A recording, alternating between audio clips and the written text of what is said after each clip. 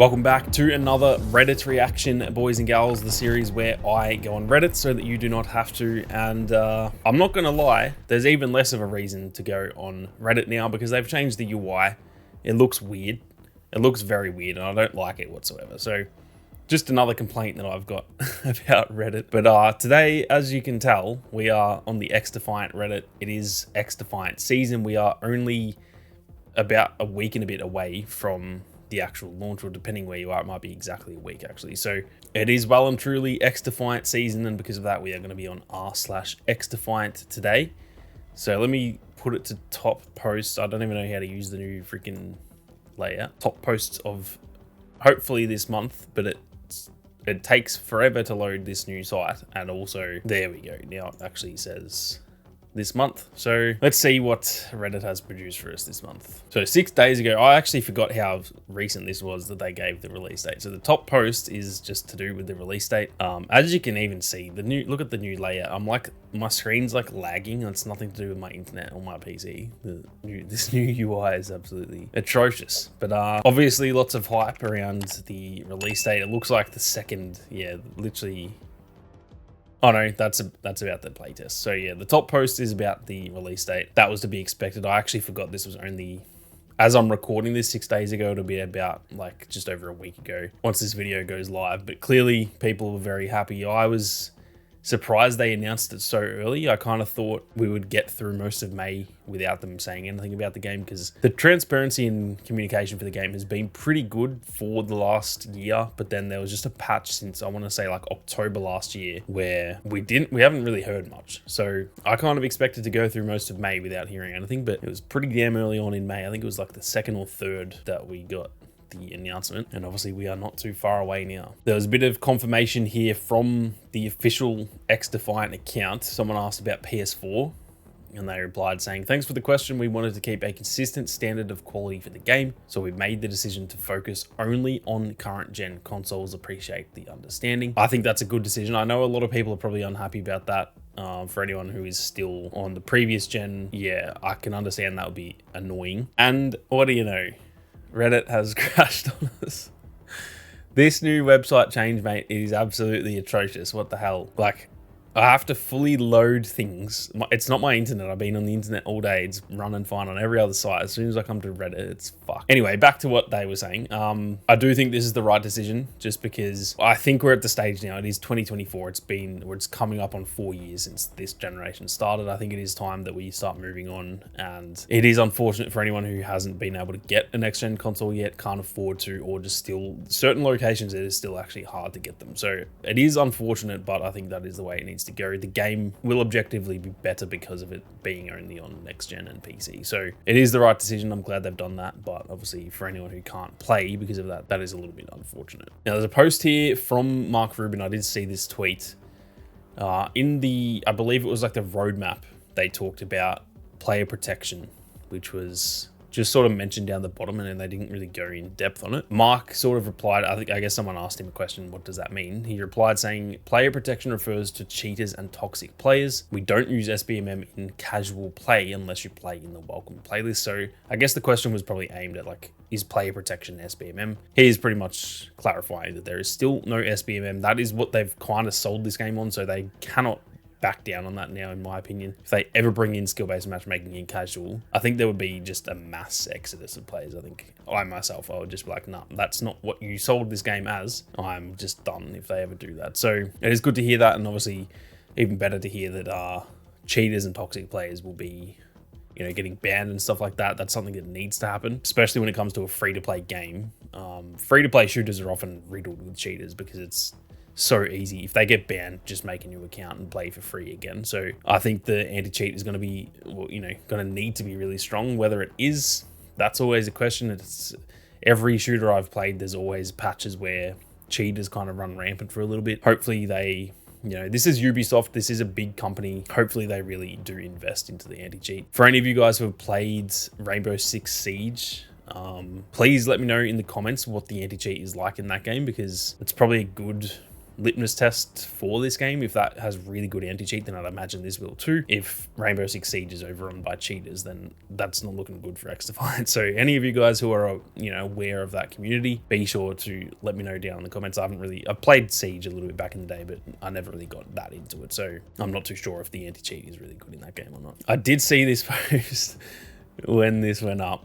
Only 384 days left, because making a little joke at how long this game has been dragged on, that, yeah, making a joke about May 21st next year, which honestly wouldn't have even surprised me if they had delayed it again. So not a bad little bit of banter there from Blood Tapes. Now this right here is definitely very important. This is all of the pre-season content, meaning essentially what the game is launching with, which is essentially everything that was in all three of the, I guess you'd call betas or early playtests that have happened since June or July last year. So technically speaking, none of this content is new. We've played, if you guys have played those betas, you will have played every one of these maps. I'm pretty sure all of them were in all of those betas. There may have been like one, maybe the PC playtest didn't have all of them. I'm not too sure, but I know myself, I've played every single one of these maps and factions and stuff like that. So none of this is technically new, which is a little bit disappointing. It would have been cool to have like maybe one extra faction at launch and like 2 maps or something like that. I don't really care about the weapons too much. But with that being said, just because it's not necessarily new, I don't think that's too big of an issue, because a free-to-play shooter launching with 14 maps and 5 factions, 5 modes, 24 weapons, that's a pretty decent amount. It's not a like mind-blowing amount of content, but it's a good amount in my opinion. I'm sure there'll be a post that we'll get to referring to the roadmap, but there's going to be a fair amount of content coming after launch too. So I think it's a decent amount of content.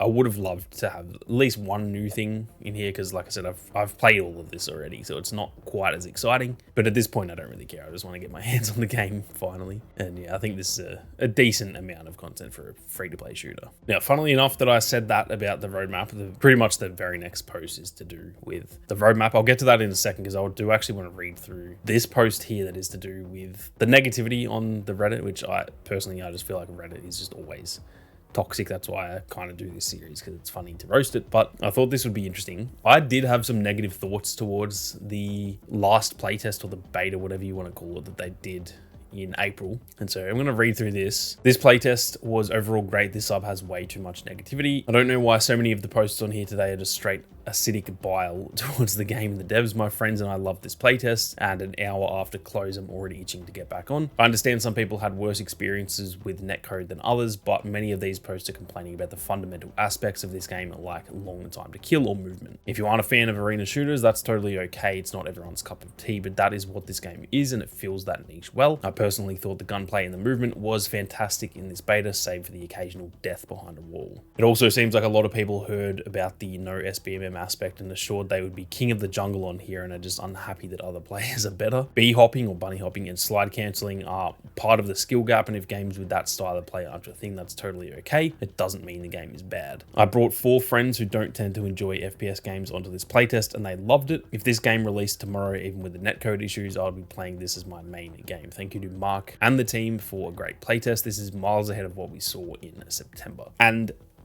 perfect timing, the Reddit has crashed again. So once we load this bad boy back up, because Reddit is a flaming pile of dog shit currently, apparently. I agree and disagree with some stuff in here. I think there were probably some overreactions with how bad the playtest felt, because I agreed. I thought that last playtest did not play well, and I didn't really have that much fun with it. In fact, I only played probably 15 or so games, which, yeah, considering I've been waiting for this game for so long, I thought I would have clocked up like 5 hours over that weekend, but I honestly played 15 games would probably be like 2 hours at most, I would say.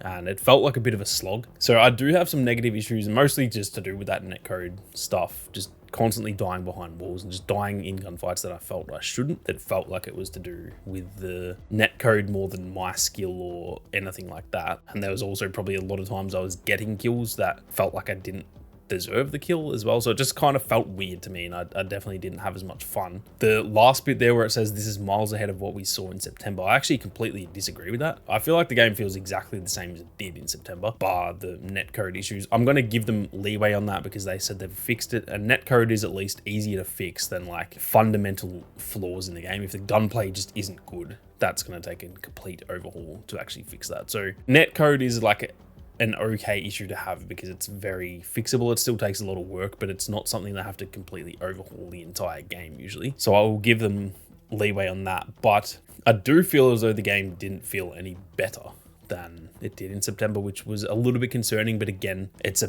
beta. Like, we can't really judge it until the game is actually here. This paragraph here, though, I do agree with that. I think a lot of people are going to come to this game, and because skill-based matchmaking in games like Call of Duty, it has made everyone who isn't that good at shooters think that they're better than they are. And I think, and to be fair, even the other way around, where, for example, myself, I feel like I'm decent at shooters, and then when I play COD, I feel like the reason I'm not as good in COD is because of the skill-based matchmaking. A lot of it is to do with that. A lot of it is also just the fact that I'm getting older. I'm 28 now, and there are people who are like 18 to 21 who are in their like gaming prime who are just better than me, and because of the skill-based matchmaking maybe masking that a little bit, I probably blame it all on skill-based matchmaking, and realistically it's not. There are just a lot of people who are just far better than me. So I think this is going to be very interesting to come and play an arena shooter again that feels like Call of Duty and not have skill-based matchmaking, and we're all going to be kind of seeing how good we actually are.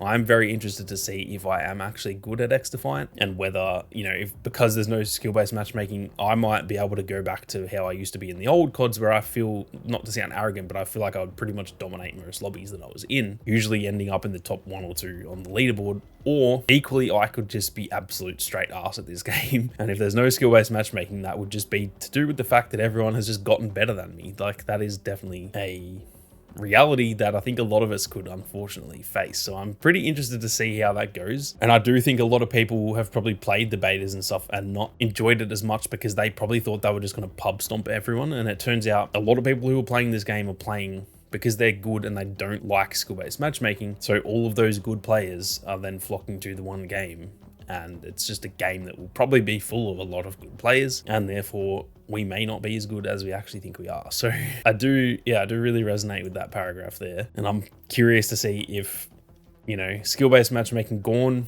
equals Sammy good, or skill-based matchmaking gone equals Sammy still absolute mud at shooters. We're gonna have to wait and see, and I'm sure you guys will also see, because you'll be able to see all my gameplay, and that is definitely something I'm very intrigued to see how it goes. Now, anyway, back to the roadmap, and I think we'll end it on this because I did sort of touch on the initial content that we had here, but this is the 1 year roadmap. It's kind of a rough roadmap because obviously we don't know the exact content, but this is just roughly what we're going to be getting. As you can see, there are going to be 4 seasons per year, so essentially 3-month seasons. Each season we're going to get a new faction, we're going to get 3 maps, 3 weapons, and a 90 tier battle pass. On top of that, which isn't quite as structured down here, as you can see, it says there's going to be new arena and progression modes. So on top of the new content, they'll also, I guess you count modes as new content. It's kind of hard to clarify that, but I guess you would count a new mode as new content. There's also going to be ranked mode and private matches as well per season. Player protection, which is kind of what I was talking about before. People were worried that was skill-based matchmaking. It's not. It's going to be pretty much just anti-cheat and stuff like that. And then there is also the welcome list for beginners, which is essentially just a skill-based matchmaking lobby, really, that if you want skill-based matchmaking, you can get it. And it's mostly for newer players who don't want to get stomped. You know, if it's your first shooter ever and you just want to play and not get shat on by veterans, then that is going to be the list there that is playable for new players. So for me personally, this is a pretty decent amount of content. I think because it's like, I'm coming from Battlefield 2042. That's kind of been my main shooter for the last 2 and a bit years now. And like, legitimately in that whole 2.5 year time period that game had its live service, I believe we got 7 maps. I'm not counting Stadium. So by season 2, we will have, well, by the end of season 2, we're going to have nearly the same amount of content in 6 months that Battlefield got in 2.5 years. So for me, this is a decent amount of content. I don't know if that's just because I'm coming from essentially drip fed content or not. I'm keen to hear what you guys think. So if you think this is a good amount of content to be getting, it's essentially every month we'll get, because this won't all drop at once, I'd imagine. We'll probably get the season launch, we'll get like the new faction, one map, one weapon, and the battle pass. And then I'd say 1 month into season 1, we'll probably get another weapon and another map. And then another month later, another weapon and another map. And then the following month will be the start of season 2. I'd imagine that's how it's going to go. I don't think we'll just get 3 maps all at once. We might, I'm not too sure. But essentially it works out to be a map and a weapon every single month, which I think is pretty decent. So I'm keen to hear your thoughts on that. Be sure to leave a comment down below and let me know if the amount of content sounds decent enough, because I am definitely curious to hear what you guys have to say. But with that being said, that is going to do it for another Reddit reaction. By the time this goes up, we are only going to be pretty much a week away. I do have the week off work next week to cover this game, so I'm probably going to be streaming the day that it goes live, or potentially the day after, because it's kind of hard to tell with if they're doing a global launch or just launches at midnight no matter where you live. So keep your eyes peeled on the channel. I will no doubt be putting out plenty of content stream that day, like I said, and then plenty of guide content and stuff like that. I really want to get into the weapon breakdowns and stuff really early on in this game. I usually put that off a little bit to wait for like balance patches and stuff, but I do want to start putting out that type of content pretty early on. So plenty of XDefiant content on the way, guys and girls. But with that being said, thank you all very much for watching. You guys have a great day, and I'll see you all out there in the arena.